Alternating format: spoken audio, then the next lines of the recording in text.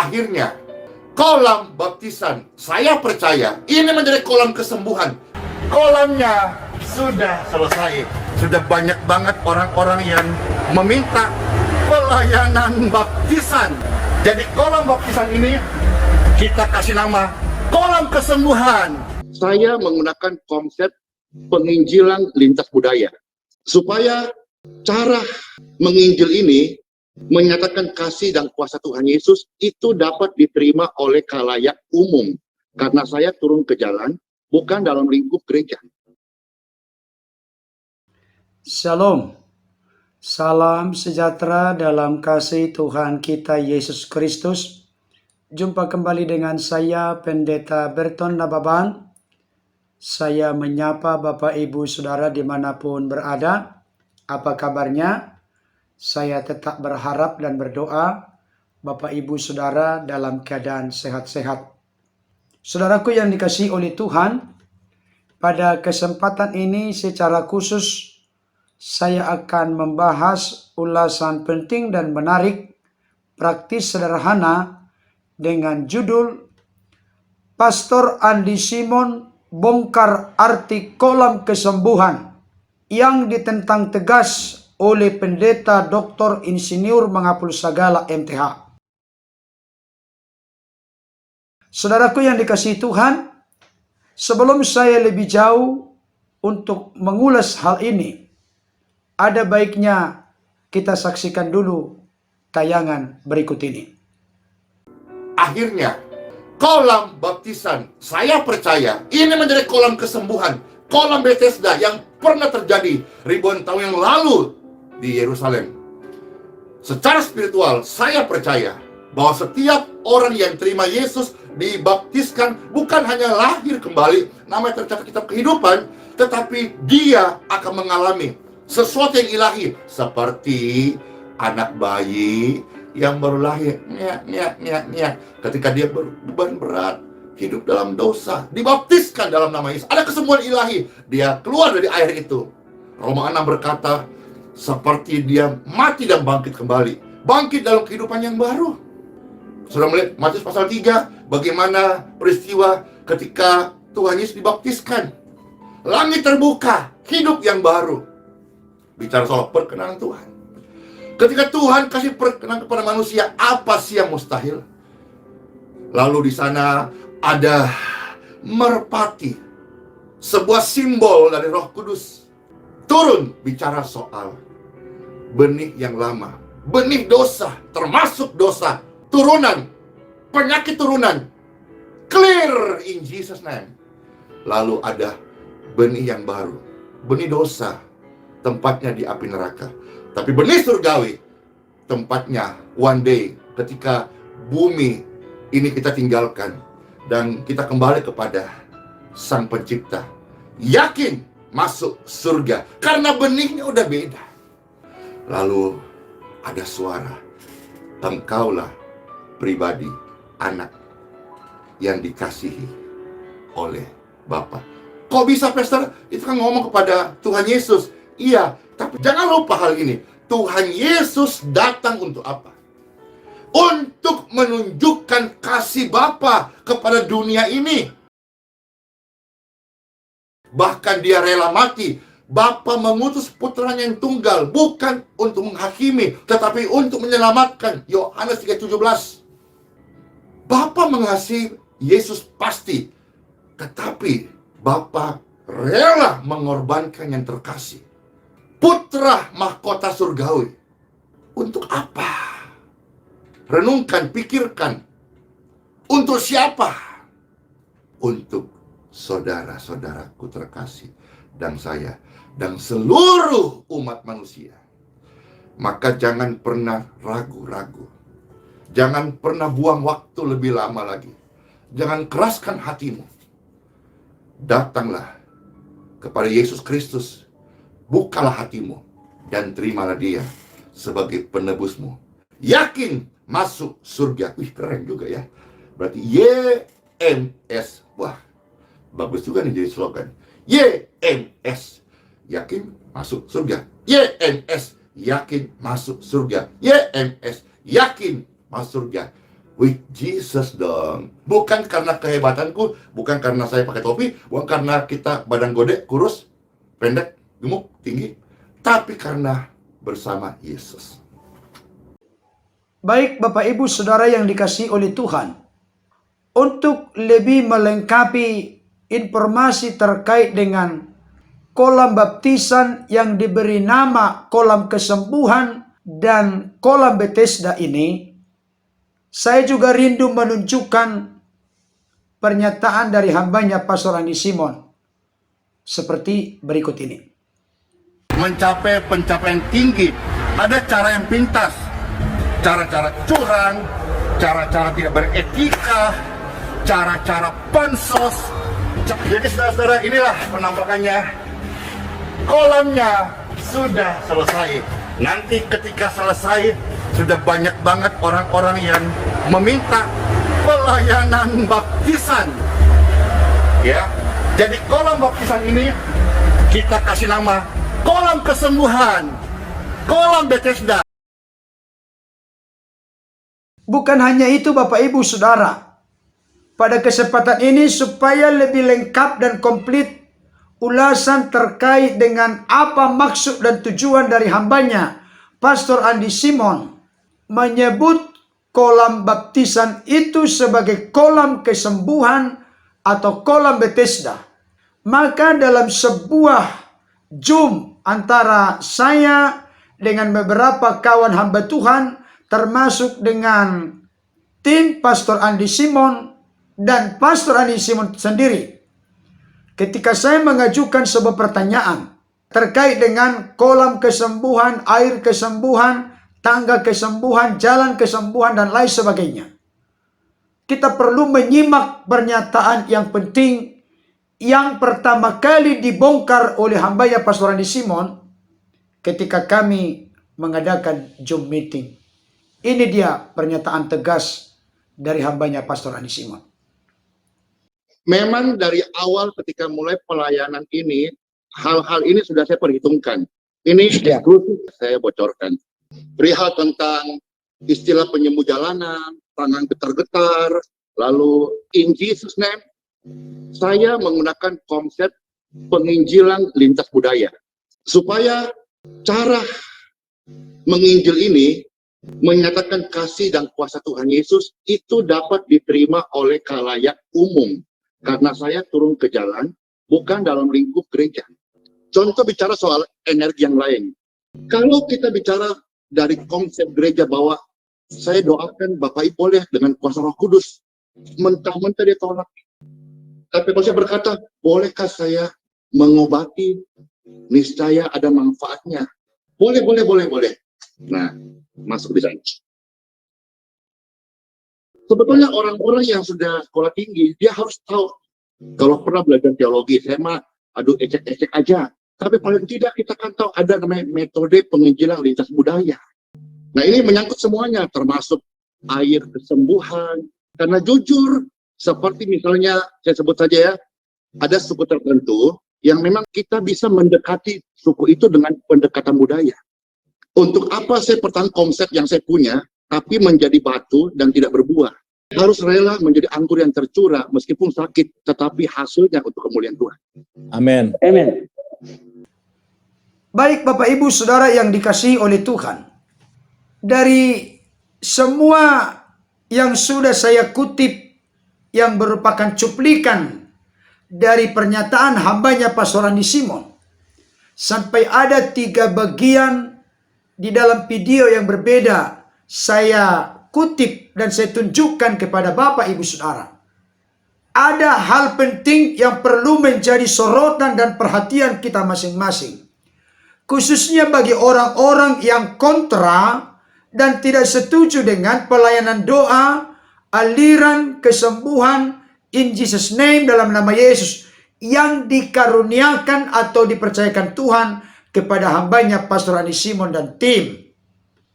Kita perlu benar-benar mencoba mengerti dan menangkap apa sebenarnya maksud dan tujuan dari seluruh sebutan-sebutan yang dibuat ini. Sehingga kita jangan hanya memiliki kacamata kuda dalam pengertian kita hanya menilai apa yang dilakukan oleh orang lain dari sudut pandang pengertian pemahaman kita, tanpa mencoba kita untuk melintasi batas-batas atau geto-geto dari pengertian pemahaman kita. Sehingga kita tidak merasa hanya diri kita yang benar, orang lain salah dan sesat. Mari kita coba menggali dengan rendah hati, bukan dengan emosi, bukan dengan kemarahan, bahkan bukan dengan sikap yang tergesa-gesa mengambil sebuah konklusi atau kesimpulan. Orang lain salah sesat, aku yang benar. Saudaraku yang dikasihi Tuhan, saya melihat hambanya Pendeta Dr. Insinyur Mahapusagala MTH tidak pernah dengan rendah hati mencoba membuka hati pikiran dan mencoba melihat secara holistik, secara menyeluruh, apa sesungguhnya yang dimaksud oleh hambanya Pastor Randy Simon dengan trademark dari semua yang dilakukan. Termasuk itu penyembuh jalanan. Pastor Randy Simon sudah memberikan penegasan dengan sebutan penyembuh jalanan karena memang saya banyak mendoakan orang di jalan-jalan, hanya sebatas itu. Karena berulang kali hambanya Pastor Randy Simon memberikan konfirmasi atau penegasan, saya bukan sang penyembuh, saya bukan penyembuh, saya hanya jongos, budak hambanya Tuhan yang melakukan apa yang Tuhan percayakan, karuniakan kepada saya, yaitu pelayanan doa, kesembuhan, mujizat di dalam nama Tuhan Yesus.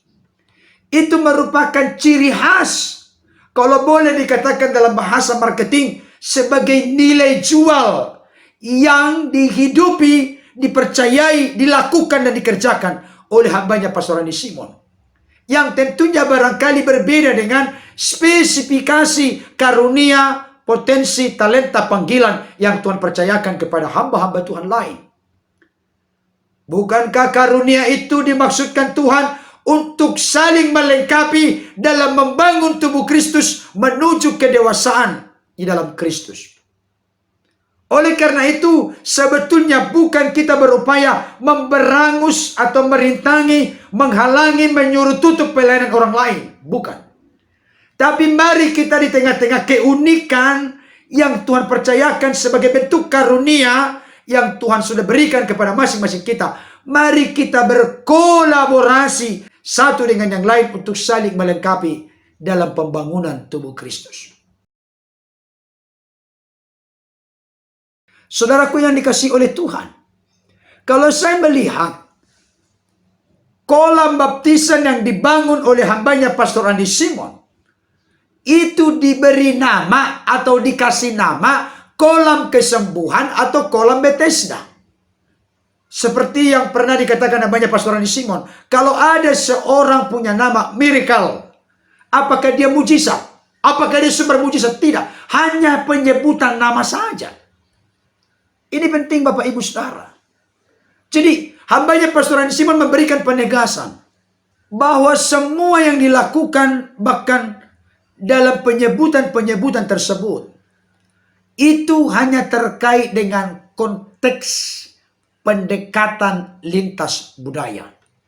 Supaya sebutan-sebutan itu begitu familiar di hadapan halayak ramai tanpa dibatasi oleh suku, ras, golongan termasuk agama apapun. Jadi sebutan-sebutan yang dibuat oleh hambanya Pastor Randy Simon dan tim itu hanya dengan maksud dan tujuan bagaimana supaya melakukan pendekatan yang lebih relevan dan kontekstual tanpa menimbulkan sakwa sangka dari orang-orang lain. Kalau memang itu dengan maksud dan tujuan supaya pelayanan lebih efektif, efisien, optimal dan maksimal, kenapa harus ditakutkan bisa sebutan-sebutan itu menyerongkan iman umat dari Tuhan Yesus kepada air, kepada kolam kesembuhan, kepada jalan kesembuhan, dan lain sebagainya. Saudara dikasihi Tuhan, saya mau kasih tahu, iman kekristenan itu tidak serendah itu. Iman kekristenan tidak secetek itu. Tidak semiskin sedangkal itu.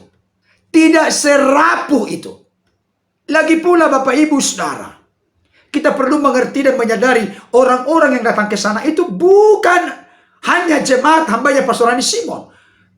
Datang dari berbagai provinsi, kabupaten, kota. dari seluruh penjuru tanah air. Kalau tidak ada pandemi virus corona atau COVID-19, barangkali dari luar negeri pun akan datang untuk didoakan hambanya Pastor Andi Simon. Saudara dikasihi Tuhan, jemaat yang datang atau orang-orang Kristen yang datang itu, barangkali mereka tidak menemukan sesuatu yang mereka butuhkan di gereja masing-masing. Pastor Andi Simon seringkali berkata, kalau engkau ingin didoakan, silakan datang kepada pastor, pendeta, penatuamu, gembalamu dimanapun berada. Barangkali mereka sudah melakukan itu. Tapi ketika mereka melakukannya, tidak ada sesuatu yang terjadi. Maka mereka punya upaya, usaha, ikhtiar. Apa yang mereka bisa lakukan? Itu sebabnya mereka meluangkan waktu, bahkan menyisihkan, mengorbankan tenaga, biaya, dan lain sebagainya untuk datang ke sana didoakan oleh hambanya Pastor Andi Simon. Apakah dengan demikian kita mengambil sebuah konklusi, kesimpulan, maka yang salah dan sesat adalah Pastor Andi Simon? Padahal domba-domba yang kita gembalakan yang datang ke sana. Kenapa mereka datang ke sana? Kenapa bukan kepada pendeta-pendeta, pastor, penatua, gembala? Kesimpulannya praktis sederhana. Bukan kita mengarahkan tuduhan-tuduhan yang salah dan menyesatkan kepada hambanya Pastor Andi Simon. Tapi kita yang harus bercermin dan berkaca. Kenapa kita tidak bisa membawa solusi, jalan keluar oleh kemurahan Tuhan, oleh karunia Tuhan kepada orang-orang yang kita layani. Sebenarnya peristiwa hambanya Pastor Andi Simon dipakai dalam pelayanan doa aliran kesembuhan dalam nama Yesus. Itu merupakan teguran yang keras kepada saudara dan saya sebagai hamba Tuhan, pendeta, pastor, penatua, gembala. Supaya kita berbenah. Jangan justru sibuk kritik di sana sini, tuduh sesat, tuduh palsu, penipu, dan lain sebagainya. Jangan, saudaraku. Lebih bagus kita introspeksi, evaluasi diri. Tuhan, ada apa dengan saya? Apakah memang karena Tuhan tidak mempercayakan kepada saya karunia kesembuhan atau karunia mujizat, atau memang hanya karunia mengajar? Mari kita berbenah. Jangan kita menuding-nuding, menyalahkan orang yang dipakai Tuhan dalam karunia kesembuhan dan mujizat. Itu semua dipakai untuk membangun tubuh Kristus. Ada orang berkata kepada saya begini, Pak Pendeta, kok tiap hari ada kesembuhan? Itu tidak benar, itu pasti sudah salah. Bayangkan. Terus terang, saya tidak habis pikir kalau ada pendeta sampai punya gelar doktor berkata kok tiap hari ada mujizat. Itu tidak pernah terjadi di zaman Alkitab. Waduh. Saya tidak tahu di mana iman dari orang yang mengaku doktor teologi. Sampai ada oknum seorang pendeta bergelar doktor. Kok tiap hari ada mujizat? Coba cek dalam Alkitab, tidak ada seperti itu tiap hari ada mujizat.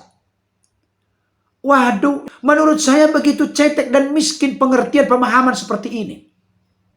Berikutnya, menurut saya orang punya pengertian pemahaman seperti ini begitu menghina dan merendahkan Tuhan yang akbar, besar, baginya tidak ada perkara yang mustahil. Di mana kasih dan kuasanya, kebaikannya belum selesai, belum berhenti, belum stop, masih terus terjadi sampai saat ini, sampai akhir zaman. Kenapa dibatasi dengan pikiran kita yang kerdil dan miskin dangkal seperti ini? Dengan berkata, kok tiap hari ada mujizat? Berikutnya, pemikiran saya praktis sederhana saja. Di zaman Yesus belum sekompleks, belum sebanyak sakit penyakit dan jenis sakit penyakit, belum sebanyak orang sekarang di tengah-tengah dunia ini. Sudah pasti penduduk dunia lebih banyak sekarang daripada di zaman Yesus. Oleh karena jatuh ke dalam dosa, sakit penyakit pun semakin banyak jenisnya. Karena semakin banyak yang sakit, sakit penyakit semakin banyak, maka kesembuhan pun perlu makin banyak dan makin sering terjadi. Semuanya bukan untuk membelokkan iman umat dari Tuhan kepada mujizat, bukan. Tapi karena memang Tuhan tahu bahwa masalah yang dihadapi manusia semakin kompleks, semakin runyam bagaikan benang kusut, bagaikan lingkaran setan sekarang ini. Ada lagi orang berkata kepada saya, Pak Pendeta, yang perlu itu adalah keselamatan jiwanya, bukan kesembuhan fisiknya. Saya mau kasih tahu kenapa harus dibuat dikotomi seperti itu, Bapak Ibu Saudara. Saya mau tanya kepadamu saat ini. Kalau memang seseorang itu tiap hari sakit-sakitan, sakit TBC lah, sakit ginjal lah, sakit jantung lah, apakah hal itu tidak memungkinkan dia merusak keyakinan kepercayaannya kepada Tuhan? Jujur dulu kita ini. Saudara dikasih Tuhan. Saban hari batuk-batuk, sakit TBC, sakit ginjal, sakit jantung, sakit apa lagi. Badannya sudah begitu kurus, kering, hanya kulit pembungkus tulang. Terus kita berkata, tidak apa-apa engkau sakit, yang penting engkau diselamatkan. Percaya Yesus Tuhan Juru Selamat. Saudaraku yang dikasihi Tuhan, coba jujur kita ini. Jujur dulu. Bahkan saya mau kasih tahu kepada kita. Ada banyak orang menjadi kendor, menjadi kandas, mengalami erosi pengikisan iman. Oleh karena apa? Pergumulan dan persoalan termasuk sakit penyakit yang terus-menerus bertubi-tubi menekan, mengikat, membelenggu hidupnya. Membuat dia semakin meragukan kuasa Tuhan. Karena realita kenyataannya dia ditimpa dengan berbagai kesulitan, sakit penyakit, pergumulan, persoalan. Saudaraku dikasihi Tuhan. Iman seperti Ayub itu sudah sangat langka di dunia ini. Itu sebabnya Tuhan berbelas kasihan, berkemurahan, menyatakan kebaikannya.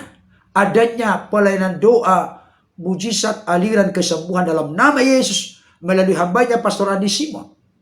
Bahkan orang yang kehilangan harapan, bahkan mengalami ketawaran hati dan lain sebagainya, mereka tertolong, akhirnya mereka bersyukur kepada Tuhan. Ketika mereka mengalami sentuhan Tuhan, mereka mengalami kesembuhan, mengalami keajaiban, mengalami pemulihan, mengalami lawatan Tuhan, mereka pun sujud dan takluk di hadapan Tuhan, bersyukur, berterima kasih, dan dia pun mengalami pertumbuhan dalam iman, kasih, pengharapan, karena dia tahu dia dicintai, dikasihi oleh Tuhan. Karena dia menyaksikan, mengalami sendiri bagaimana perbuatan Tuhan terjadi. Pernyataan saya ini bukan mengambil sebuah konklusi. Setiap orang yang sakit wajib hukumnya sembuh. Tidak. Karena semuanya ini terjadi dalam koridor kehendak Tuhan. Seperti Yesus berdoa di Taman Getsemane. Bukan kehendakku, melainkan kehendakmu yang jadi. Bagi saya doa itu bukan memaksa Tuhan supaya mengikuti selera dan kehendak kita. Bukan. Tapi membawa kita makin selaras, makin sesuai dengan apa yang Tuhan mau, inginkan, kehendaki, yang mau Tuhan lakukan dan kerjakan, perbuat dalam hidup kita. Saudara dikasihi Tuhan, saya menemukan dalam Alkitab bahwa ternyata pelayanan pendekatan konteks budaya itu penting. Dalam bahasa saya, pelayanan yang kontekstual dan relevan itu penting.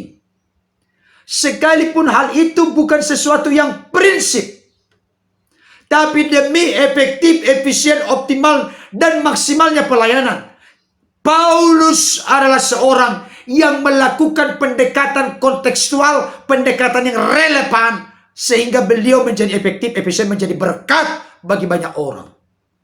Saya ambil satu contoh dalam Alkitab. Dari 1 Korintus pasal 9, ayat 19 sampai 23, dikatakan demikian. Sungguh pun aku bebas terhadap semua orang. Aku menjadikan diriku hamba dari semua orang, supaya aku boleh memenangkan sebanyak mungkin orang. Tujuannya hanya satu, supaya aku boleh memenangkan banyak orang.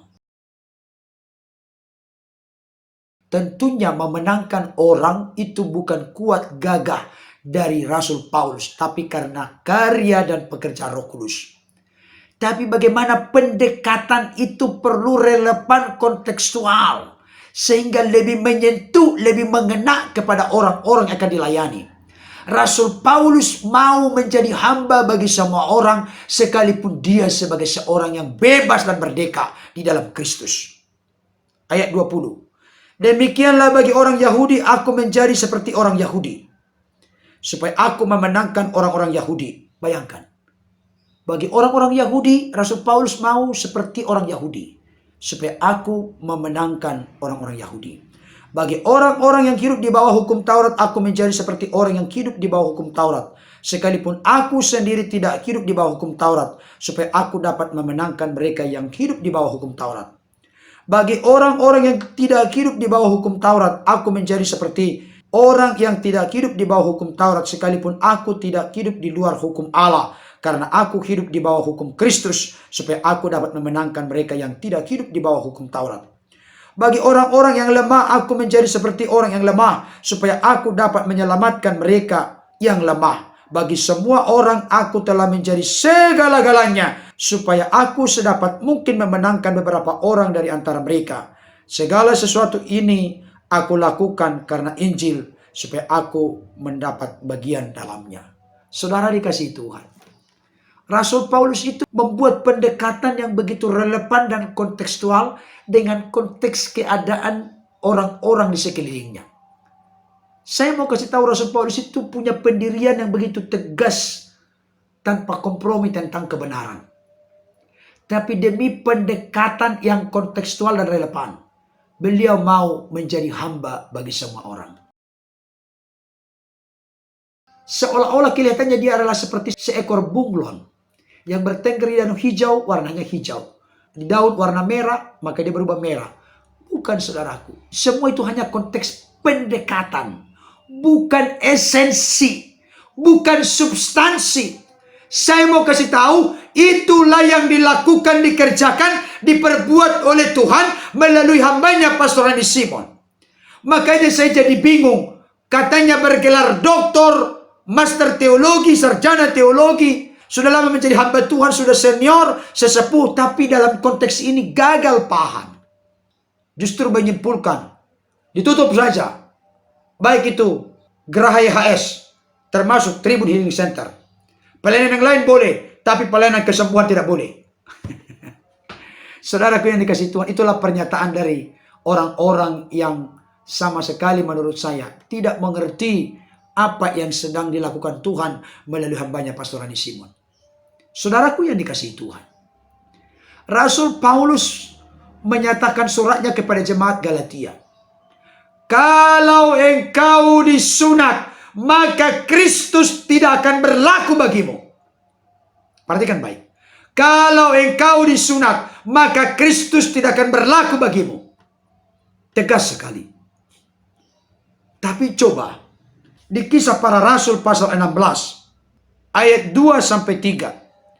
Dikatakan demikian, Timotius ini dikenal baik oleh saudara-saudara di Listra dan di Ikonium. Dan Paulus mau supaya dia menyertainya dalam perjalanan. Paulus menyunatkan dia karena orang-orang Yahudi di daerah itu. Sebab setiap orang tahu bahwa bapaknya adalah orang Yunani. Perhatikan.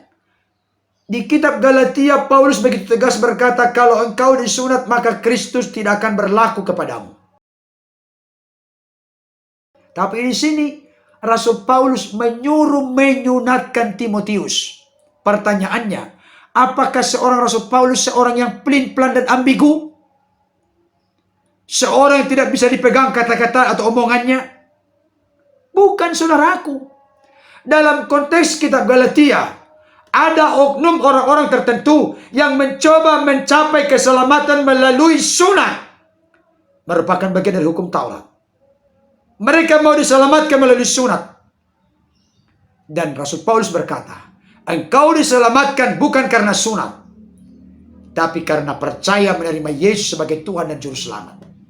Dalam konteks Kisah Para Rasul 16 ayat 2-3, di sini tidak ada kaitannya dengan keselamatan. Di sini hanya kaitannya dengan orang-orang di Listra, di Derbe, di Ikonium tahu betul bahwa ayah dari seorang Timotius adalah seorang Yunani. Ternyata mereka mau melayani di wilayah orang-orang Yahudi. Bagaimana supaya pelayanan mereka tidak menjadi batu sandungan, supaya tidak menjadi ditolak hanya gara-gara Timotius belum disunat. Atas dasar itulah Timotius disuruh oleh Rasul Paulus supaya disunat. Hanya dalam konteks pendekatan lintas budaya, pendekatan yang relevan dan kontekstual, Rasul Paulus melakukan itu, bukan dalam konteks keselamatan. Jadi Rasul Paulus ini seorang rasul yang sangat hebat.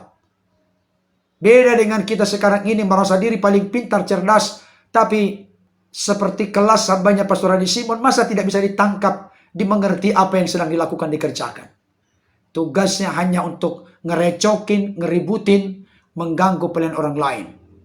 Bahkan bukannya mengganggu, diminta supaya ditutup, Bapak Ibu Saudara. Ini luar biasa sekali. Tapi ketika kita memberikan komentar-komentar, dia bilang, kamu merendahkan saya di YouTube.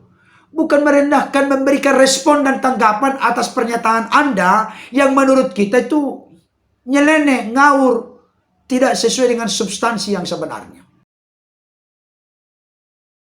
Saudaraku yang dikasihi Tuhan, dari apa yang dijelaskan oleh Pastor Adi Simon, jelaslah bagi kita semua bahwa yang sebenarnya kolam itu adalah kolam baptisan, tapi diberi nama kolam kesembuhan atau kolam Bethesda. Jadi nama saja. Apalah arti sebuah nama? Tidak ada yang lain untuk menyerukan iman umat dari Yesus kepada yang lain. Bukan. Jangan terlalu mencurigai. Barangkali karena iman kita terlalu lemah, makanya kita terlalu menakutkan sesuatu. Padahal orang lain enjoy saja, baik-baik saja, santai saja, tenang-tenang saja. Tapi ada orang-orang tertentu yang terlalu kebakaran jenggot, sehingga berupaya untuk membuat pernyataan-pernyataan yang kelihatannya bombastis, tapi isinya kosong melompong. Kiranya ulasan ini boleh menjadi berkat bagi kita. Tuhan Yesus memberkati. Amin.